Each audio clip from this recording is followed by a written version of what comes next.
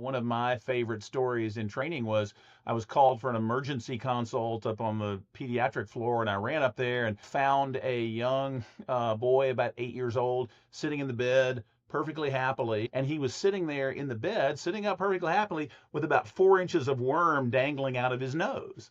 Oh my goodness. And so I looked Oh, at him and I said, have you ever had this before? And he said, no. I said, some of your friends had it before? And he started grinning and said, yes. So I asked for some gauze to pull this out. And we pulled about, 8 inches or so of worm out of his wow. nasopharynx.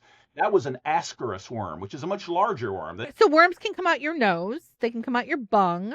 Pinworm. I mean, in the United States, Hmm. that's probably one of the most common things you see. These very small worms come out at night. So when I look with the flashlight or I look with the sticky thing, am I seeing like a bunch of little tiny wormies coming out like this? Like, hello?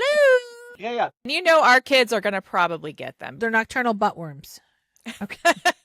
Not a dangerous thing, but when you find it, you can treat the kid with an antiparasitic, and then you have to just clean up the area very well. Don't worry about some of these things if you are cooking your food all the way and you are washing your hands. There's a lot more things you can worry about than the 10-foot tapeworm being pulled out your butt.